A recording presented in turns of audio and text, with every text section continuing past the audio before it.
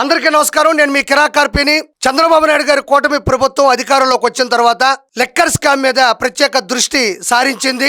Sit బృందాన్ని కూడా వాళ్ళకి ఆదేశాలు జారీ చేసింది. స్పెషల్ ఇన్వెస్టిగేషన్ టీం వాళ్ళు చాలా లోతుగా కూడా లోపలికి వెళ్లారు. విచిత్రమైనటువంటి పరిస్థితులు ఎదురైనాయి. అందులో భాగంగానే ఏపీ లిక్కర్ స్కామ్ లో 11 మంది ఆల్రెడీ అరెస్ట్ అయ్యారు.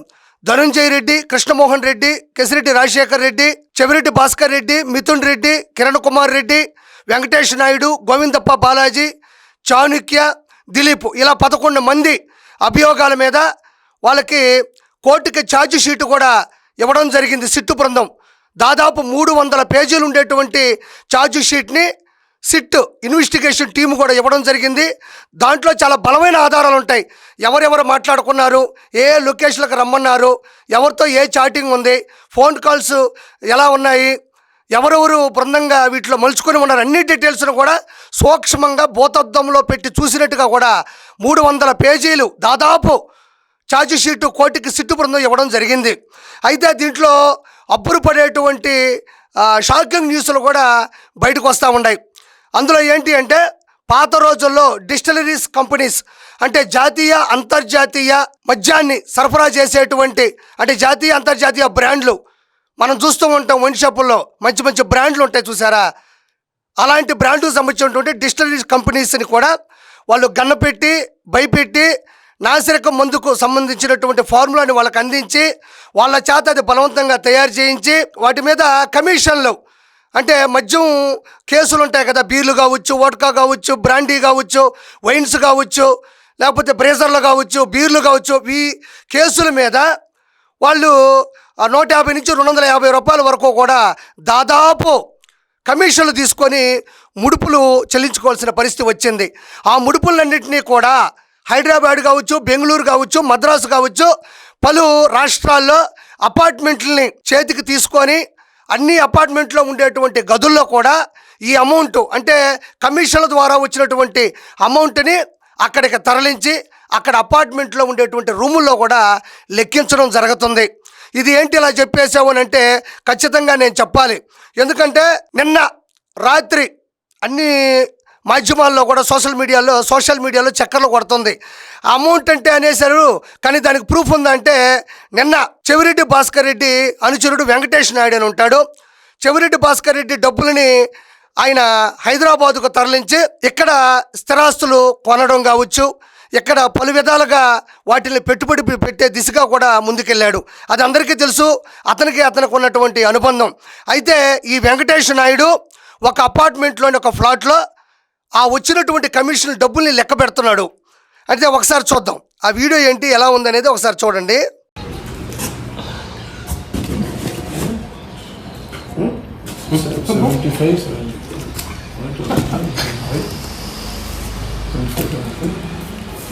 ఇది ఇప్పుడు 25 ఉంది కదా, 25 వీడికి 4 ఉంటుంది. 4 ఇది ఒక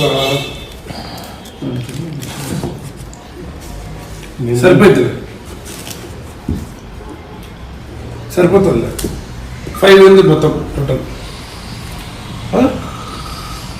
ఇది నిన్న వెలుగులోకి వచ్చినటువంటి వీడియో, ఇది వైరల్ అవుతుంది. ఈ వీడియో ఎక్కడి నుంచి వచ్చింది అంటే పాత రోజుల్లో వీళ్ళు డబ్బులు లెక్క పెట్టేటప్పుడు కట్టలుగా ఒక దగ్గర పెట్టినప్పుడు వాటికి సంబంధించినటువంటి వీడియో ఈ వెంకటేష్ నాయుడు తన ఫోన్తో తన అనుచరుడి చేత ఈ వీడియో తీపిస్తున్నాడు. ఎందుకంటే ఈ వీడియోని ఆయన పైన ఎవరున్నారో, ఆయన పైన ఎవరున్నారో, అంతిమ లబ్ధిదారుడు ఎవడో మొత్తం చూడాలి కదా. కాబట్టి ఈ వీడియోని బంధిస్తున్నాడు. ఎందుకు భయపడలేదా, ఇది బయటకు వస్తే ప్రాబ్లం కదా, ప్రమాదం కదా అంటే రానున్న రోజుల్లో 30 సంవత్సరాల్లో మన ప్రభుత్వం వస్తుంది కదా, కాబట్టి మనల్ని ఎవరేం చేస్తారులే అని చెప్పేసి ఈ వీడియోని తీసి తన దాంట్లో ఉంచుకోవడం జరిగింది. తర్వాత పైన పంపించడం జరిగింది. తర్వాత ఎప్పుడైతే లిక్కర్ స్కామ్ మీద ప్రత్యేక శ్రద్ధ చంద్రబాబు నాయుడు గారు పెట్టారో, స్పెషల్ ఇన్వెస్టిగేషన్ టీము దూరిందో, వెంటనే ఆ వీడియోలన్నీ కూడా డిలీట్ చేయడం జరిగింది. వాళ్ళు వీడియోలు డిలీట్ చేస్తే పక్కన వాళ్ళు కనపడవేమో, ప్రభుత్వానికి, అధికారులకి, ఇన్వెస్టిగేషన్ టీములకి వాటన్నిటి కూడా రిట్రీవ్ చేశారు. ఫోనుల నుంచి మళ్ళీ బ్యాకప్ చేశారు. రిట్రీవ్ చేసిన తర్వాత ఈ వీడియోలన్నీ కూడా బయటపడడం జరిగింది. ఇది ఓన్లీ ఒక మచ్చు తునక. అక్కడ డబ్బులు లెక్క పెట్టేటప్పుడు చాలా డీటెయిల్డ్గా చెప్తున్నాడు. అతను వాయిస్ కూడా బయటపడుతుంది. ఇది 1, ఇది 2, ఇది 3, ఇది 4, ఇది 5, దాదాపు నాకు తెలిసి 35 కోట్ల రూపాయలు. ఇది ఓన్లీ ఒక రూమ్లో జరిగినటువంటి వీడియో మాత్రమే. ఇది 1, 2, 3, 4, 5 కాదు. ఇది పేద ప్రజల రక్తం. ఇది లివర్లు పోగొట్టినటువంటి ప్రమాదకరమైనటువంటి పరిస్థితి. కిడ్నీలకు సంబంధించినది. ఆరోగ్యాల్ని పోగొట్టినటువంటి డబ్బులు కదా ఇవి. వాటిల్ని అతను లెక్కబెట్టి తన ఫోన్లో రికార్డింగ్ చేసుకుంటున్నాడు. ఇది ఒకటి మాత్రమే. ఇలా రకరకాల రాష్ట్రాల్లో, రకరకాల అపార్ట్మెంట్లో, రకరకాల రూముల్లో ఎన్ని వేల లక్షల కోట్ల రూపాయలని వాళ్ళు తరలించి లెక్క పెట్టారో. ఇది మచ్చుతనుగా ఒకటి బయటకు వచ్చింది. ఇంకా పుంకాలుగా కూడా ఈ విధంగా డబ్బులు బయటకు వస్తాయి. ఇది కేవలం ఒక అనుచరుడు వెంకటేష్ నాయుడుదే. ఇంకా చాలామంది ఉన్నారు వీళ్ళ అనుచరులు, వీళ్ళ బ్రోకర్లు. ఈ డబ్బులన్నింటినీ కూడా రకరకాల చోట్ల లెక్కబెట్టి వీటన్నిటినీ కూడా ఏం చేశారయ్యా అంటే జింబాబ్వే, అంటే అదే ఆఫ్రికా దేశాలైనటువంటి జింబాబ్వే, టాంజానియా, జాంబియా లాంటి దేశాల్లో మైనింగ్ వ్యాపారాలు చేశారు. దుబాయ్కి తరలించి, ఏది కేసిరెడ్డి రాజశేఖర రెడ్డి అనే వ్యక్తి దుబాయ్లో ఉండేటువంటి కిరణ్ కుమార్ రెడ్డి దగ్గరికి డబ్బులు పంపించి అక్కడ వైట్గా మార్చడం జరిగింది. అదేవిధంగా వీళ్ళు బెంగళూరులో రియల్ ఎస్టేట్ చేశారు, హైదరాబాద్లో సినిమాలు నిర్మించారు. అదేవిధంగా వీళ్ళు షేర్ మార్కెట్లో పెట్టుబడులు, ప్రముఖ వాణిజ్య వ్యాపార సంస్థల్లో పెట్టుబడులు కూడా పెట్టడం జరిగింది. వీళ్ళు ఒక చోట 2 చోట్ల కాదు, దశలుగా అన్ని దిశలా కూడా ఈ డబ్బుల్ని పెట్టుబడి పెట్టి వాటిల్ని స్థిరాస్తులుగా కూడా మలచి ఆ డబ్బుల్ని తిరిగి ఎలక్షన్స్ ముందు కూడా తీసుకురావడం జరిగింది. ఇందులో ప్రతి ఒక్కరూ కూడా ముద్దాయిలే. A40, A45 వరకు ఉన్నారు ముద్దాయిలు. ఒక్కొక్కరిని లోడే కొద్దీ ఒక్కొక్కరు బయటపడుతూ ఉన్నారు. ఏదైతే ఛార్జ్ షీటు 300 పేజీల ఛార్జ్ షీటు దాఖలు చేశారో అవే కాకుండా నెక్స్ట్ వచ్చేటువంటి లిస్టు కూడా చాలా గట్టిగా ఉంటుంది. షెల్ కంపెనీస్ని ఓపెన్ చేసి, ఆ షెల్ కంపెనీస్ అంటే అవి పేపర్ మీద ఉంటాయి, భూమి మీద ఉండవు. అలాంటి డొల్ల కంపెనీలని తయారు చేసి అందులో మళ్ళీ పెట్టుబడులు పెట్టి అందులో నుంచి దాన్ని వైట్గా మార్చి ఎలా చలామణి చేశారన్న విషయం కూడా బయటపడిపోతూ ఉంది.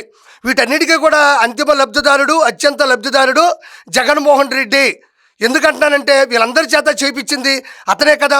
ఇది కేవలం డిస్టిలరీస్ కంపెనీ చేత నాసిరకం మందు ఉత్పత్తి చేసి వాటి కేసుల్లో తీసుకున్నటువంటి ముడుపులు తాలూకు కమిషన్ డబ్బులే ఇవి. అది కాకుండా ప్రైవేటుగా ఉండేటువంటి వైన్ షాపుల్ని ప్రభుత్వ పరంగా తీసుకొని అక్కడ డిజిటల్ ప్రాసెస్ లేకుండా, ఫోన్పే, గూగుల్ పే లేకుండా, లెక్కపత్రాలు లేకుండా వాటికి సంబంధించినటువంటి సాఫ్ట్వేర్ని మొత్తం స్పాయిల్ చేసి క్యాష్ పెట్టు క్వార్టర్ తీసుకో అని ఏదైతే ఉందో ఆ డబ్బులకు సంబంధించినట్టు కూడా కొన్ని లక్షల కోట్ల రూపాయలకు సంబంధించినటువంటి 100% వాటికి సంబంధించినటువంటి ప్రూఫ్లు కూడా బయటపడే అవకాశం ఉంది. కాబట్టి ఇది ఒకటి మచ్చుతునక మాత్రమే. ఇంకా ముందుకెళ్తుంటే చెప్పారు కదా, ఢిల్లీ లిక్కర్ స్కామ్ కన్నా 100 రెట్లు పెద్దది ఈ లిక్కర్ స్కామ్. కాబట్టి ఇప్పటికి 11 మంది, వాళ్ళ లక్కీ నెంబర్ 11 మంది వెళ్ళారు. A45 వరకు కూడా ముద్దాయిలుగా ఉన్నారు. వాళ్ళందరి మీద కూడా విచారణ జరుగుతుంది. వాళ్ళ ఫోన్లు కూడా రిట్రీవ్ చేస్తున్నారు. వాళ్ళు డిలీట్ చేసినప్పటికీ చట్టం నుంచి, ప్రభుత్వం నుంచి, ఇన్వెస్టిగేషన్ టీం నుంచి, ఈడీ నుంచి తప్పించుకోవడం అసాధారణం. సాధారణంగా తప్పించుకునే విషయం కాదు, ఇది అసాధారణం. కాబట్టి 100% వీళ్ళందరూ లోపలికి వెళ్తారు. ఇది అతిపెద్ద లిక్కర్ స్కామ్. ఇక్కడ 2 విషయాల్లో మనం బాధపడాలి, భయపడాలి. ఒకటి, ప్రజల ఆరోగ్యాన్ని విషమ స్థితిలోకి తీసుకువెళ్ళారు. అంటే ప్రజల ఆరోగ్యాన్ని దెబ్బకొట్టారు, ప్రభుత్వ ఆదాయాన్ని దెబ్బకొట్టారు. 2 ఆలతో వీళ్ళు దెబ్బ కొట్టడం జరిగింది. ఈ లిక్కర్ స్కామ్ వల్ల డబ్బులు ఇలా దోచుకుంటే నాసిరకమైన మందుని ప్రజల నోట్లో పోసి దాదాపు 35,000 మంది చనిపోవడం జరిగింది. 35 లక్షల మందికి పైగా ఇప్పటికే ప్రాణాపాయ స్థితిలో ఉన్నారు. లివర్లు, కిడ్నీలు పోగొట్టుకొని రోడ్డున పడ్డారు. ఆడవాళ్ళ యొక్క పుస్తులు తెగిపోవడం జరిగింది. జగన్మోహన్ రెడ్డిని ప్రేమించి ఓట్లేస్తే ఎంత ద్వేషించి వాళ్ళని ప్రాణాపాయ స్థితిలోకి తీసుకెళ్లాడనేది నేను ప్రత్యేకంగా చెప్పనక్కర్లేదు. అంతిమ లబ్ధిదారుడు, అత్యంత లబ్ధిదారుడు, వీళ్ళందరికీ బిగ్ బాసు, ఒక దొంగ, సొంత చెల్లిని, కన్న తల్లిని బయటికి పంపి బాబాయిని పైకి పంపిన వ్యక్తి జగన్మోహన్ రెడ్డి చివరగా ఈ కేసు మీద లోపలికి వెళ్తాడు. నేను ఇంతకుముందు కూడా చెప్పా, నిక్కర్ వేసుకున్న చిన్నపిల్లాన్ని అడిగినా చెప్తాడు, లిక్కర్ కేసులో జగన్మోహన్ రెడ్డి లోపలికి వెళ్తాడు. ఇది ఓన్లీ మచ్చుతొరక. రీసెంట్గా కూడా వరుణ్ పురుషోత్తం అనే వ్యక్తి కూడా ఇన్వెస్టిగేషన్లో చెప్పడం జరిగింది. హైదరాబాదు శివార్లలో ఒక ఫామ్ హౌస్లో డబ్బులు ఉన్నాయి అని. అక్కడికి వెళ్తే అవి కూడా కోట్ల రూపాయల కట్లు దొరికాయి. 11 కోట్ల రూపాయలకి పైచిలుకు దొరకడం జరిగింది. అన్నీ కూడా బయటకు వస్తున్నాయి. దీన్ని కప్పిపుచ్చుకునే ప్రయత్నం చేసుకున్నా కూడా చట్టం వీళ్ళని విస్మరించదు, పక్కన పెట్టదు. 100% వీళ్ళందరూ కూడా శిక్ష అనుభవించబోతున్నారు. Thank you so much.